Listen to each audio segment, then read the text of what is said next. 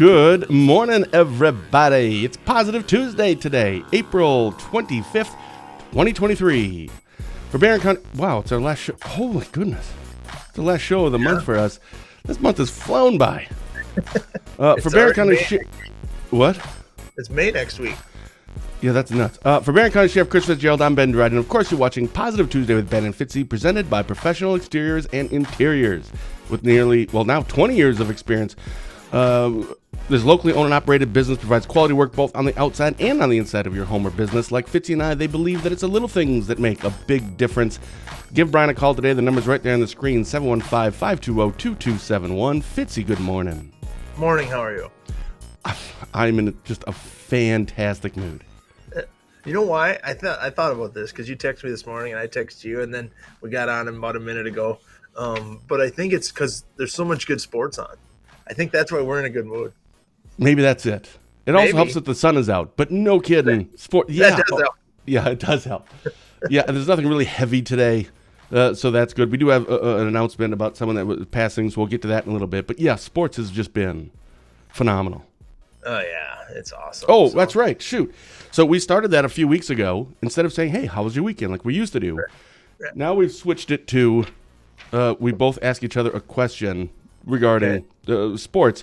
So hopefully you have one. So I have. So here's my question. So, and I wasn't really sure where to go with this, but the Packers have traded Aaron Rodgers to the Jets, and it's I could ask like I've heard that. So many, a lot of different questions to it. But here's mine: which team, the Jets or the Packers, has a better chance of winning their division this year? And I have a little graphic here. So that was the last year, and somehow those wins-loss are a little wonky. They don't line up. But so Packers were 8-9 with Aaron Rodgers, and now the Jets 7-10. So it isn't who's going to have a better record. It's which one, the Packers or the Jets, has a better chance of winning their division. Well, boy, I suppose the Jets, but it's going to be hard to beat Buffalo because I don't think the Packers are going to do good. Yep. So well, I guess first you have to kind of pick. How do you? I mean, the Jets. What if they win like 10 games, maybe 11? Right. Well, I mean, they got to play Buffalo twice, so it depends on if they beat Buffalo twice. Then I think they win the division. Yeah, and then you look at the North. The Lions aren't probably going to do as well. Bears are going to suck as always. The Vikings, I think, will go down. And obviously, the Vikings go down. They still have Kirk Cousins, and didn't they lose some people on defense? Yeah, but well, all right. So that's the question: which team has a better chance of winning their division this year? Jets. The Jets. All right. Honestly, I mean, they're both terrible answers. It's like impossible to pick. Right. When you got to go get Buffalo, I mean, it's. Yeah, I know, but they're really good. And the Dolphins, I think, as long as the Dingle Fritz can stay healthy, they're going to be just lights out. I mean, I'm not saying they're going to win it, but if that is the question, which has a better chance, I'm actually going to say the Packers. I think that's who I'm going with. So, who came out of that trade better? I mean, I don't think the Jets gave up a lot to get him. No. Do you? No, and it was interesting with I think next year will decide that next year's pick. If he plays 65% of the games this year, then they'll get a first-round pick next year. But that's only like 11 games. I mean, that seems really low. I mean, he doesn't have a history of injuries, so that was weird. So it's almost a guarantee that first round. Right. And I don't know. I still don't understand the whole Jets theory about this. I mean, Aaron Rodgers is the kind of quarterback, you put him on the 49ers, they're Super Bowl contenders. Nobody thinks that the Jets are now Super Bowl contenders with Aaron Rodgers. Nobody. So what's the goal for the Jets? Just to make the playoffs? Because I don't see them going deep into the playoffs at all, because they will make it. But I don't understand why they even did this, to be honest. Well, you're right. When there's a team like Baltimore, and you could have had what's his name, the Baltimore quarterback, whatever his name is. So Baltimore. Lamar Jackson. Yeah, Lamar Jackson. The Jets could add Lamar Jackson, I think, is 10 years younger than Rodgers. I mean, I think you go with that. I know. Anyway, it just didn't really make any sense to me. We could talk Rodgers all day long. But yeah, we could. And we don't have a whole lot for the show, so that's fine. We might come back to Rodgers. Yeah, okay. So my question is basketball. Yeah. What's a bigger story, the Lakers winning up 3-1 or the Heat up 3-1? All right. So, by the way, those two games last night, I didn't get to watch the Lakers game because it starts at 9, and Yeah, that's I bedtime know for me. it's so late. But I did watch the entire Miami Heat and Bucks game, and I'm not a huge Bucks fan. I love Jimmy Butler because he made his bones with the Chicago Bulls, and what a performance! I mean, holy cow! I mean, that game was over. The Bucks were going to win that game, the whole game until the last 4 minutes, and all of a sudden it turned around. Right. That was quite a performance. 56 points last night. But yeah, the bigger story. Well, you and I both said that the Lakers weren't even going to make the playoffs. Right. So that's like a story right there. And now, yeah, they beat the Grizzlies. That's really good. But no, it has to be the Miami Heat because the Bucks. Everybody knew that, or everybody says, it's like the general consensus. It's going to be the Bucks and the Celtics in the Eastern Conference Finals. Right. And then whoever wins that is going to go to the finals and win against anyone in the West. So that's a huge story to me. What about you? I mean, both of them are playing games. I just love that. I mean, Jimmy Butler's performance last night was spectacular. Unbelievable. I turned it off at the end of the first quarter because the Bucks were up 18, and I'm like, well, this is Boston's going to win. I don't know, man. If Miami takes down the Bucks, Miami's the team to beat. It's wide open now. But hold on, so go back to which one? Which is the bigger storyline? To answer your own question, I say it's the Miami just because the Bucks were, it's either the Bucks or the Celtics, East kind of fine. Everybody knows. So that's a bigger story to me. Lakers is a good story, but I would say the Heat is a bigger story, and maybe you could reword it. The Bucks being down 3-1 is the biggest story. Right. Yeah, it's definitely the Miami Heat, but it's having LeBron just come and do it again. I mean, he's just that great. I mean, he's something player. Jimmy Buckets, man. That guy is something else. And bro, now we can talk baseball all day. All right. I can't, but I follow the Twins and the Brewers, and that's all I know about baseball. And that's all I know is they're both doing not bad. Yeah, right. The Brewers started hot, but yeah, they'll bounce back. They'll be fine.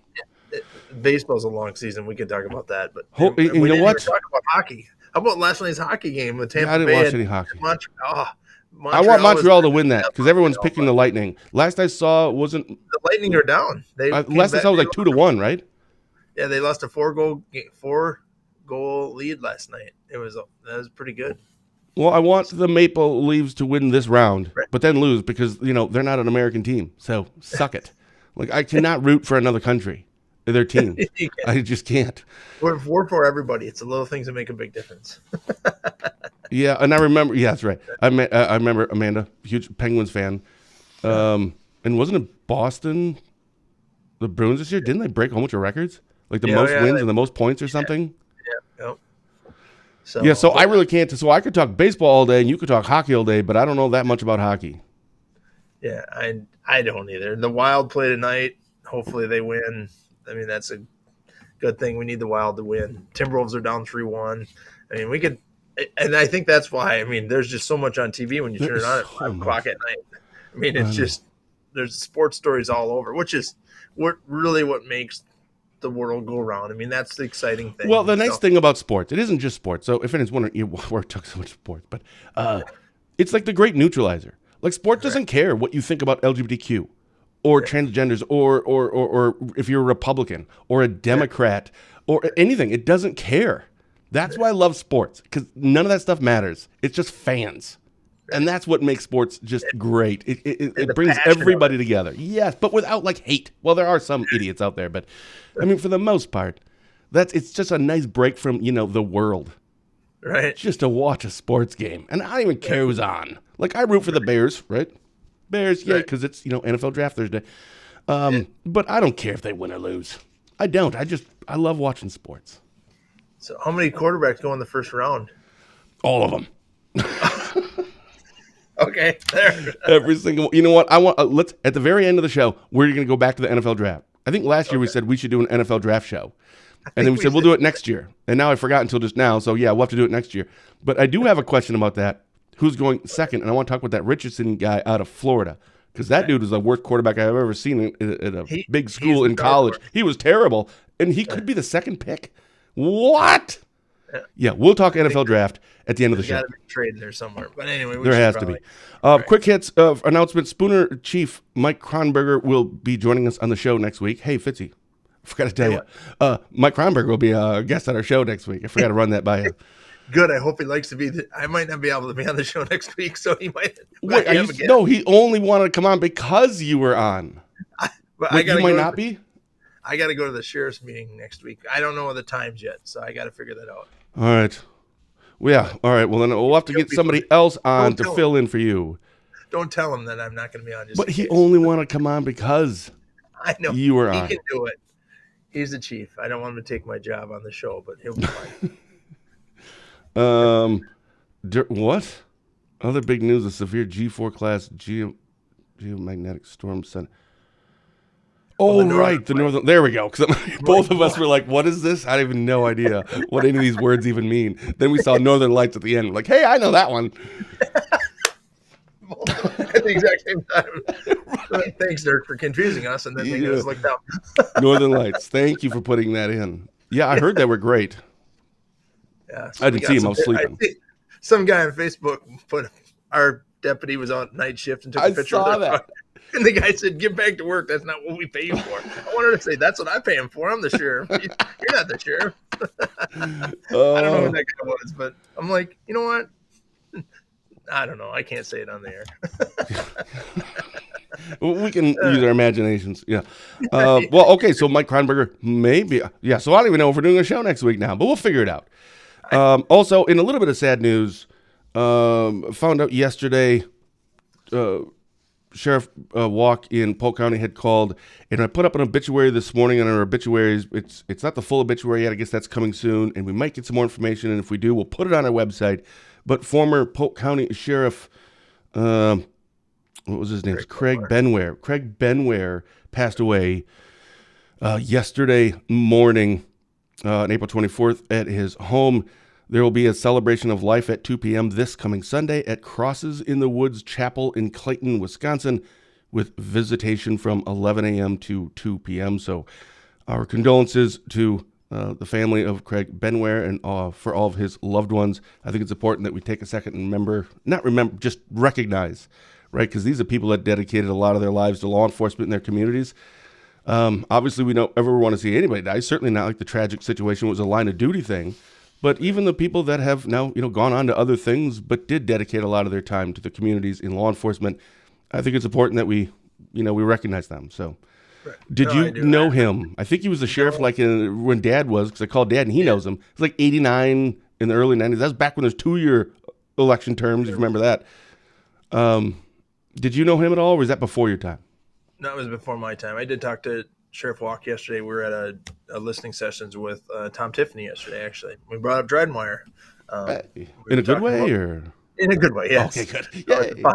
Yeah. He says he does a show, and he said, you do a show too? And I'm like, yeah, every week. His is only once a month. That's right. But we did talk about that. And I talked to Sheriff Walk yesterday, but I knew who he was, but I wasn't sheriff with him. I know I talked to Tracy Finch yesterday, Sheriff Burnett, and she had mentioned that she always liked him because she knew him as well, and there were neighboring counties right there as well. So, yeah. So condolences to Benware family. All right, I do have only one thing that I did want to make sure we talked about on our press releases and articles. But you know what? We'll get to that in 15 seconds after a word from Spooner Health. Satisfaction surveys and in conversations with patients, they appreciate the fact that staff got to know them. Staff really took their preferences into account, and they just feel grateful that they are being cared for as a person. To learn more about our services, visit SpoonerHealth.com. Their preferences. I love how it says preferences. Listen to that all day long. All right, so we did an article, I think it was just yesterday. It was an insider article, but it was based on a press release that you had done. Our headline was criminal charges filed for UTV OWI crash that left 2 injured. So a criminal complaint was filed against a Daniel Anson, charging him with misdemeanor. I'm sorry, let me slow this part down. So he got charged with misdemeanor ATV or UTV cause injury while intoxicated, and misdemeanor ATV or UTV cause injury with a PAC of 0.08% or more. I believe there was in your original press release, something about there was a pursuit that had ensued as well. And as a reminder, and as always, a charge is merely an accusation, and that a defendant is presumed innocent until and unless proven guilty. So this is, I think he appears again in May. But when you saw this, so it was misdemeanors. So was there any takeaways that when you looked at this and going, okay, I mean, all right. There wasn't any bond information at the time of the post, so I don't know what that was. But any thoughts on that? No, and that's the difference between these UTV laws and traffic laws, and they need to mirror each other. And there's some legislation being talked about right now in the legislature about that, about having them be the same. And actually May 1st, most roads in Barron County will open up to UTVs on May 1st. So could see more of this, but that's just something that we're working on in the legislation. Wait a minute. So I'm trying to understand what you're talking about. What do you mean there may be something changed? Are you saying that this was because these are two misdemeanors, but Right. it's for ATV, UTV. So if this was a vehicle and the person was wouldn't be missed, but charging with a vehicle causing injury while intoxicated in a vehicle causing injury to the PAC, would that be like a felony? But because it was an ATV? I don't know the answer to that question. I don't know if it's a felony or misdemeanor or where it falls, but UTV laws are different. They don't mirror traffic laws. I can lose my license tomorrow and drive in my car, but I can drive my UTV to work the next day if the trails and roads allow it. Some people there's some municipalities that says you have to have a valid driver's license to drive on the roads, et cetera, et cetera. So, but our roads open up May 1st. UTV is a big thing in northern Wisconsin. We have some roads aren't open, so check our maps. Our maps are out there right now. We're going to do some more education about that in the next coming weeks. But no, I don't think this. The reason it took so long is it takes that long to get the blood results back. So that's why you see the delay here in the charges. That is not the DA's office or the sheriff's department. That is our crime lab and something that needs to get fixed. In the hygiene lab and in the crime lab, they need to get these results back to us faster. Yeah, you know what? I should go look. So in our article, we had posted that it was on April 19th. So then, so we just had it up yesterday. But when was because we linked that in the story, your press release. When was that press release? I'll click on it. I'll tell you October 10th, 2022. Yeah. So, wow, that's, 7 months. And that's we've talked about that. It takes 6 to 9 months for these things to get back. And that's not right for victims. It's not right for anybody. And that the Attorney General has to do something about that. I mean, they just have to do something about that. It's as simple as that. You're delaying the process for victims. It was Victims' Rights Week last week. And that's the biggest thing we could do for victims is you leave this stuff hanging out there for victims and the court cases. And then people don't think it's as serious as it is. And because you don't get punished, if you didn't punish your kid for coming home late for 6 months later, I mean, he doesn't take it real seriously. You don't punish him for 6 months after he does it. So it's got to be better. But this case is okay. I mean, I have no problem with that. Yeah. I think it's the right thing. We're doing the right thing here. The district attorney's got this one in control. So out of curiosity about this, in your press release, you had stated, and I don't know if you remember everything that was about it, but I thought there was something in here that there was a short pursuit with deputies. And I don't know if that was like in vehicles or like on a... No, it was an ATV. There you go. They left the scene, or somebody left the scene, or one person left the scene after it. It was a kind of confusing case. I do remember it last year. It was kind of confusing down there. There was this crash, and then somebody left the scene, and I don't have all the details. Sure. It wasn't real serious. I was just a little surprised. Well, if it wasn't that much of a chase, then that had to have been it. Because even your press said a short pursuit. Right. Because typically when you see that and how it works, the DA's office, they're going to throw as many charges as they think that they could prove. Then with the idea, which most cases don't go to a trial, then, just case this charge is dismissed but read in, but you need like a whole bunch of those. So I was just a little surprised, though, that they didn't have, maybe not that surprised, but I don't know what that law is for, evading or not, but something. I don't know if that applies to ATV and UTVs. It has to, just like cars. Right, you have to just be able to prove that you had your red lights or siren on, you're in a marked police car, and that the person behind you knew they were behind you. I mean, you have to prove there's certain things we have to prove in our crimes. Sometimes we feel we can prove them. Sometimes we arrest people, they get brought into jail, and the district attorney decides on Monday, you know what, that's not enough. It doesn't meet the jury instructions. Everybody looks at when they charge crimes, the jury's having, excuse me, the jury has instructions that you get read as a jury member. If you've ever served on jury duty, at the end of the trial, they read you instructions. You have to prove A, B, C, D, and it's very detailed. And that's what our district attorneys and our ADAs use to charge crimes. I mean, there's more that goes into it, but that's a lot of it is, can I go to trial and take this report that's in front of me and win? Yeah, and that's what we've had the DA Aaron Marco on and some others, and that's what they say, that it's we could have cops can do their job, and there's 5 things that they bring to our attention, but we only charge someone with 3 things, because whatever we charge them, it has to be a winnable case. We have to always assume that it does go to trial and that we will win the case with the evidence that we have.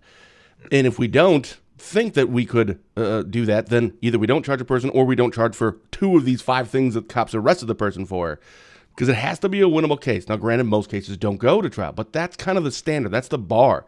We have to be able to prove this in court and win a jury trial. And sometimes you're right. We don't think about that all the time. We just want, charge everybody with everything, and everything should go to a trial, which that's kind of stupid. There's no way that would ever happen. And it's no different than when I pull you over for speeding or illegal tint. Sometimes you get a ticket. Sometimes you don't get a ticket. I don't know why we have to keep bringing that up. I'm just saying randomly. It doesn't just I think about it. That's just something you think about. The DA does the same thing. Really, I could charge you and I could take this to court and maybe win it, maybe not. But, this is your break. You're getting a break. It's not that the cop did anything wrong or that we just were out arresting people and doing that. It's this that the DA says, you know what, this isn't a rock solid case, and I only take cases that are rock solid. And we give plenty of them to the DA, and sometimes people don't get charged that we think should be charged, and sometimes we should take the risk, and sometimes we don't. That's the give and take of the game that we play. Yeah. It's really not a game, but it is. Well, it is. Yeah. Well, it's like politics. I like the game. It's not a game, but people know what you're saying when you use that phrase. That I don't know if it's an idiom or not really an idiom, but yeah, I understand what you're saying. All right. Well, that was all I really had down. So, all right, show's over. Hey, go back to that real quick. That listening session. So, what was that about yesterday? You said Brent Walk was there and Tom Tiffany. What was this for? The Tom Tiffany held a listening session in Hudson. Invited sheriffs, police chiefs, district attorneys from the area. Oh, I see. So you got invited. It wasn't like you just drove over to Hudson. Like, that's not even in your No, we got invited to this and talked about the border crisis and drugs and hiring and things that the federal government can help us with. And they can't help us a lot with hiring and certain things, but he can help us with the border and stopping the drugs. And Sheriff Morotek was there from Sawyer County. Had some really interesting stats about how much Narcan they've used, their department's used in the last couple of years. Very interesting. Way too much.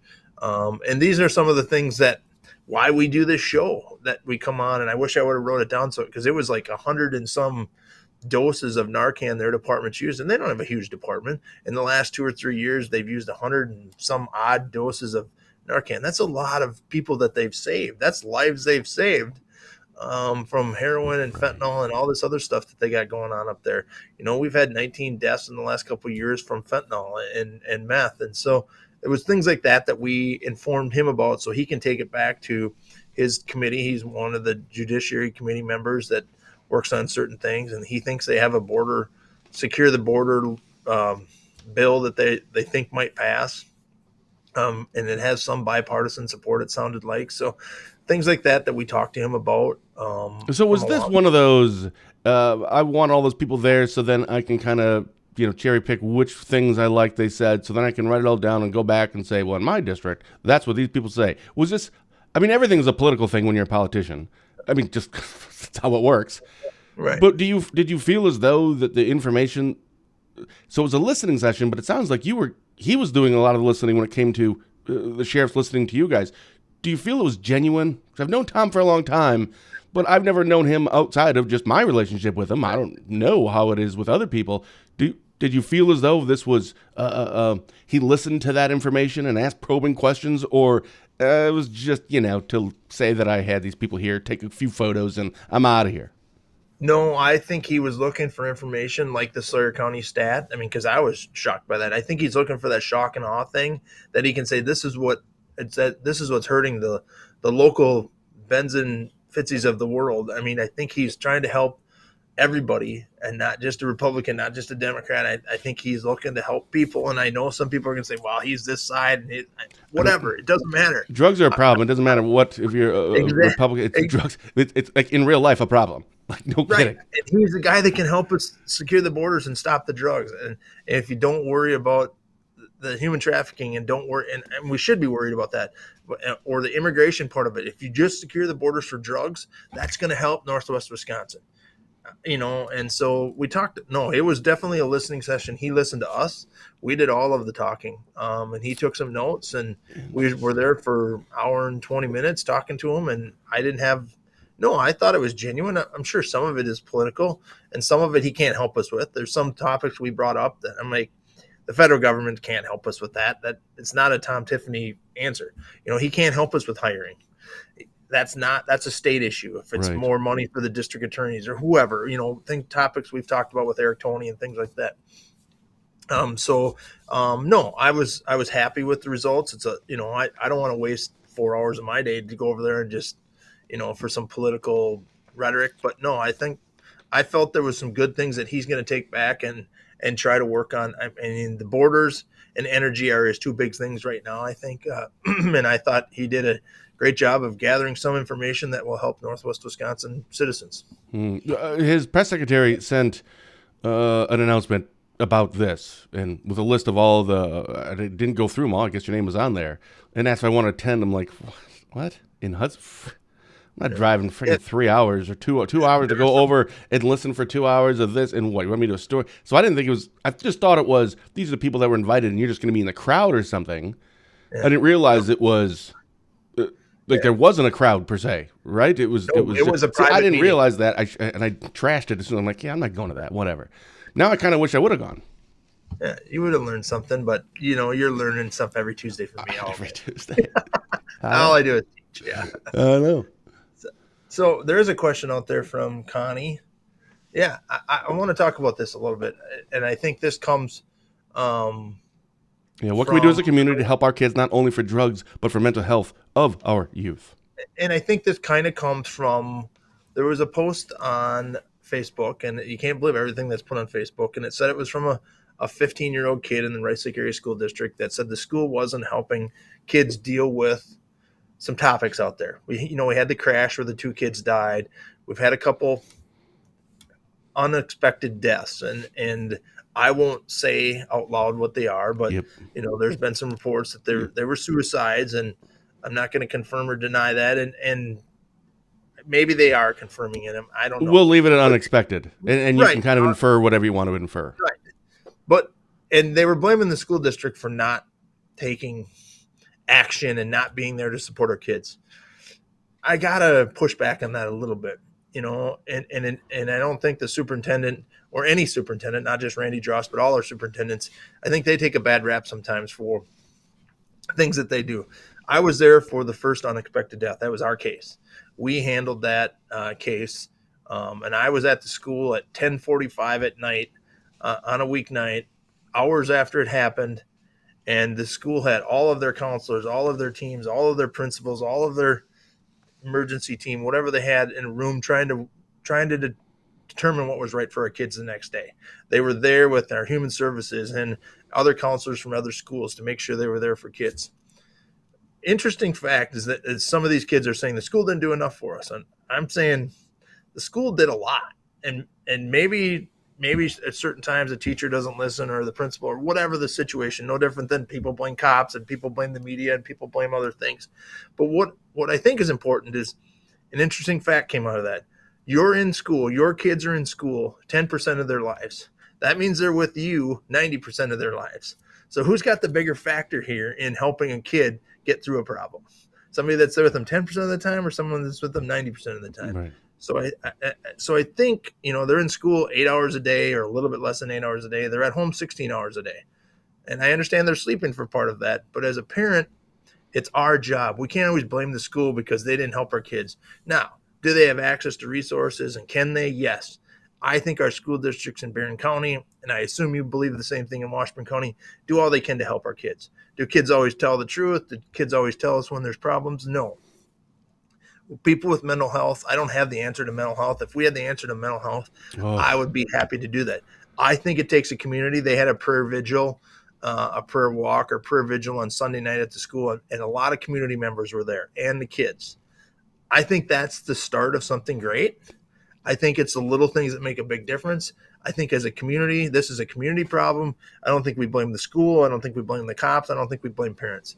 I think we can all do better for our kids, and I think we all need to do better for our kids. So that's my answer to the question. I don't want us targeting a school or the cops or parents. I think we all can do a better job together as a community, and it's the little things that make a big difference. So that's a good point. I know there's some frustration out there that the school's not doing enough. I can tell you firsthand, I saw it.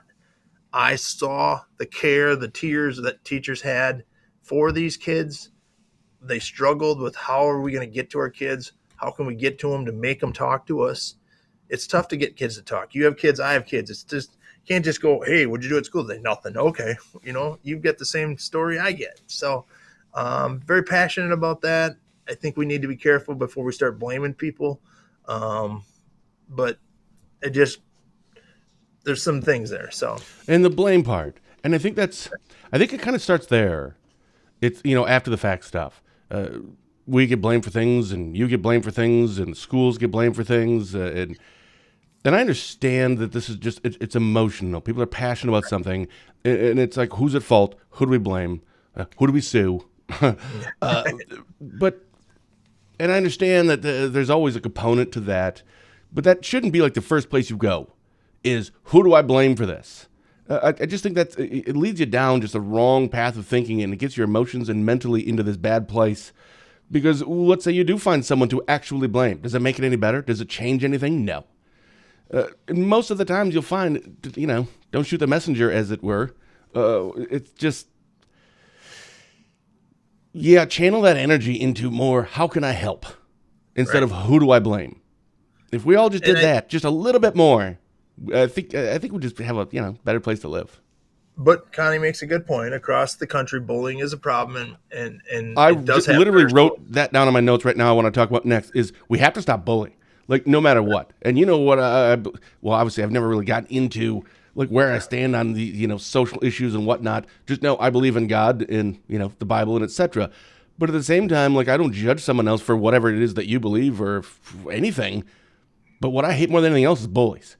Oh, I hate bullies. Hate's a strong word, so I'm going to use it. I hate bullies. My goodness. I don't care who they're picking out. That's not cool. And I see these things, man, it's really crazy. Like bullying seems to be getting out of control. I don't think necessarily locally, but I don't really know for sure. But I see these things across the country in these videos, and kids are beating up teachers and stuff. And I get it's media and it's sensationalized on some of these sites, but like, what is going on?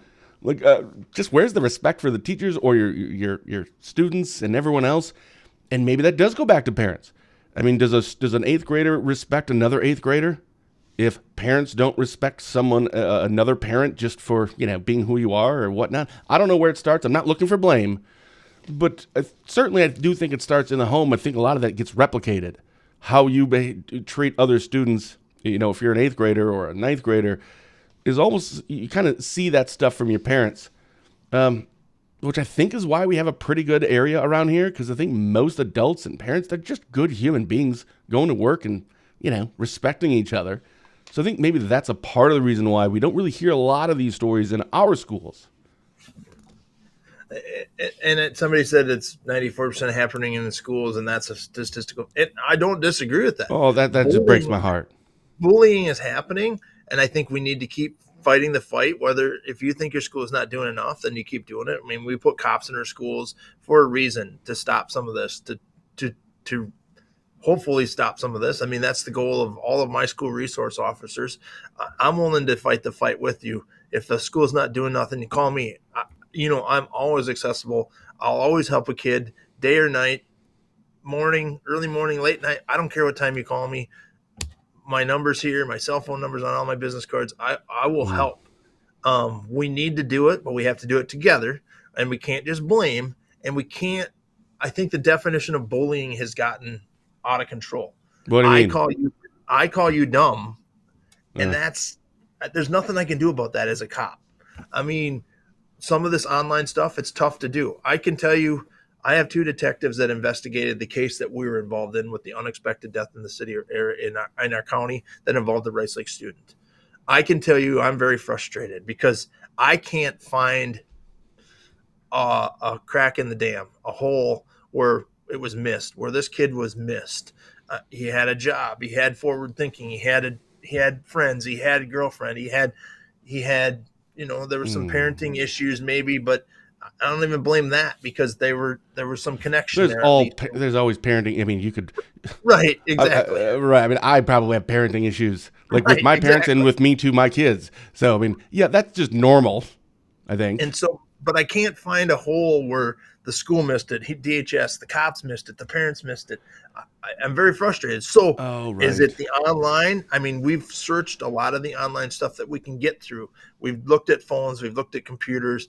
Now there's some online gaming and some stuff that doesn't have a record that I can't get to. Is that where the bullying takes place? Is that where some of this? I think we need to keep talking to our kids. It's prom this weekend. There's a ton of proms. I think every parent needs to talk to their kids about drugs and alcohol, a curfew, where you're going, who you're going with. I know they're all questions, and we're like, oh, our kid's 18, our kid's a senior. You need to know where those kids are. I don't want nothing. This is the worst night of the year for me when I won't sleep. Graduation and prom. There's too many proms. We've already had 3 in Barron County. I think there's 4 or 5 this weekend. This is a big weekend. We need to do a better job as parents. It's the little things that make a big difference. Our kids have short-term memories.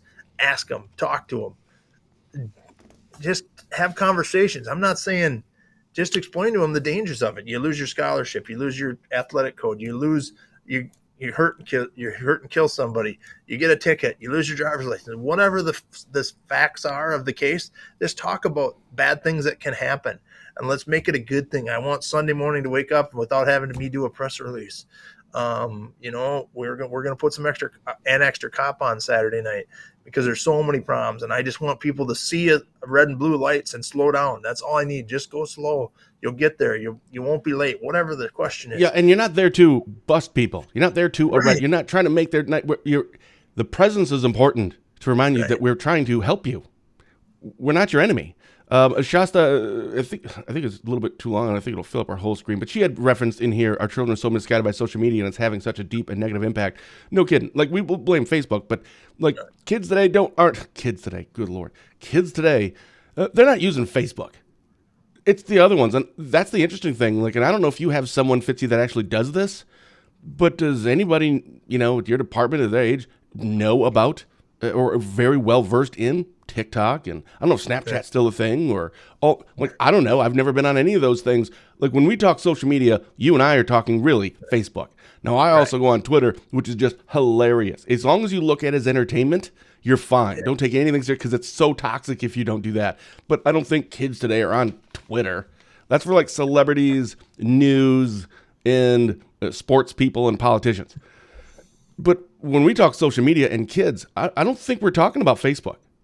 Right. That's what my point is. And my question to you is, do you have people that are educated in the TikToks of the world and the Snapchats and whatever else that kids are doing?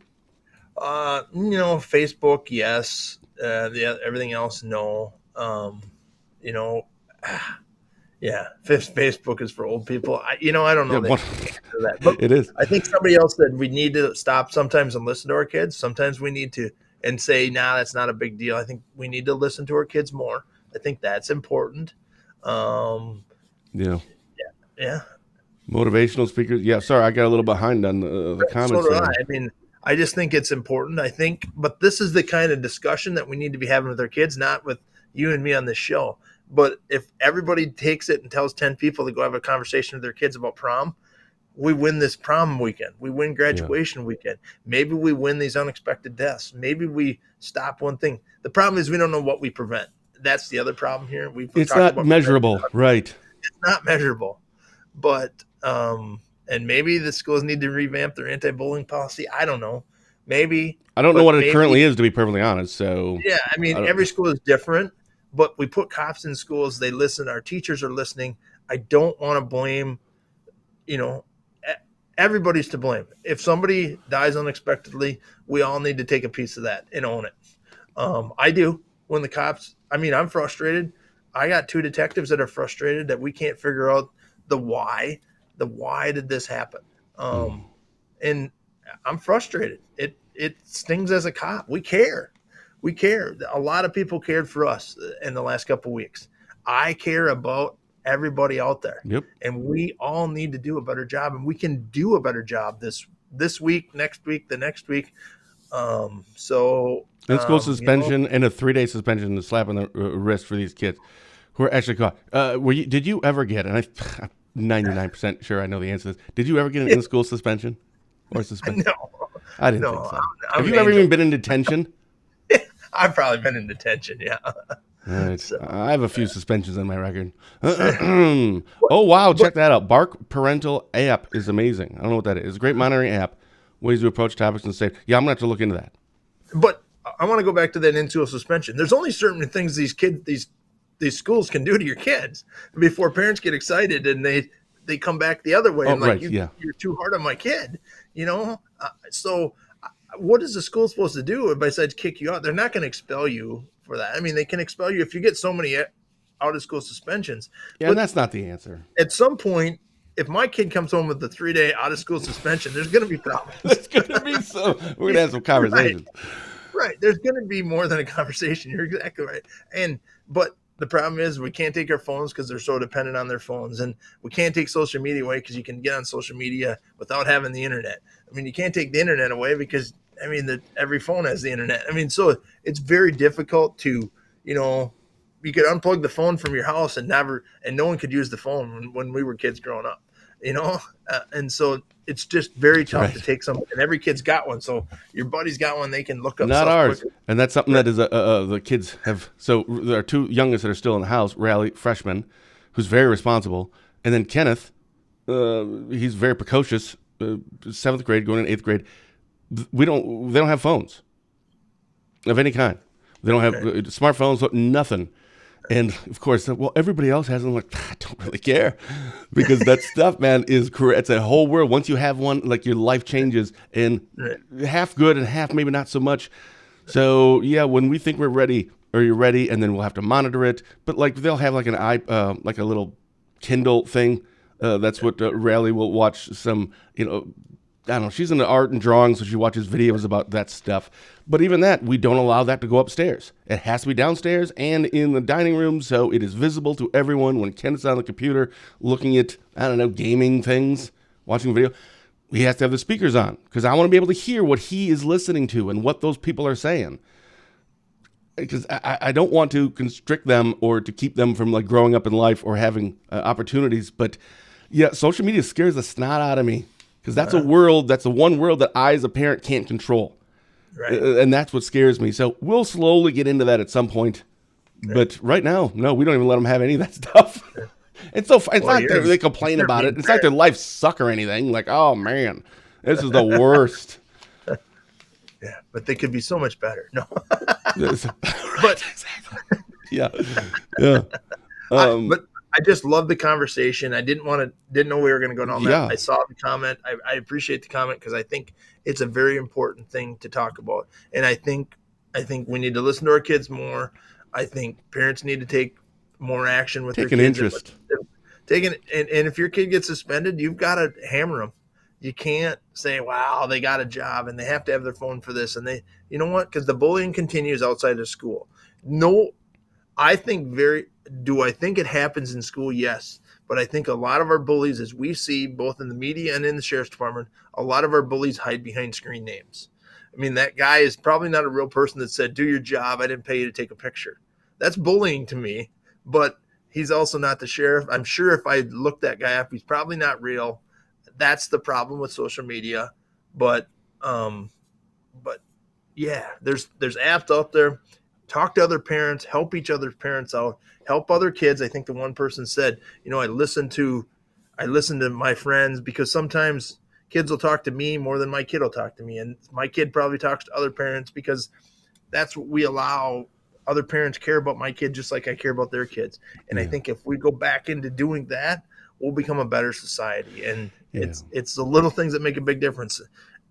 I stand by that. It's never meant more to me than it has in the next coming weeks, because it's very important to make sure these kids make it home from prom, make it home from graduation, and we got to do a better job together. Well, Kenneth is supposed to be going to this weekend down with 3 friends and one of the friends' dads to a water park, and it's all paid for, etc., whatever. And he asked if we could go. Well, we had a family meeting, because any decision we make, we all 4 sit down at the table right behind me. We all sit down and go over everything. We all have to make a decision. And I'm like, well, I don't know this dad, and that friend hasn't been over here before, so I don't know him. So I called. So I needed a call, so I got his number, called the dad and talked to him. And said, yeah, it's going to sound weird, man, but I got like a whole bunch of questions, because, dude, I don't know you. And you're going to be in charge of my son for 2 days. I got some questions. And he said, I'm surprised more parents don't call about that stuff. Yeah, I love it. So I just go back to how I was raised. I mean, it wasn't strict. It was, we need to know everything. Right. So there you go. That was a great picture, Chris, by the way. And I'm sorry, there's a whole bunch of comments in here I just didn't get a chance to get to. We could talk about this. Maybe we should have some more conversations about this in the future. But I have a quick question. You said about prom. There is one thing that you can do, and you just need to start giving tickets for this. And here's another way that parents can actually, parent. And hopefully this isn't a trend this year like it was last year. Don't let your daughters wear those short skirts to prom. Come on! Those dresses, I mean. When I saw this last year, I'm like, where is the...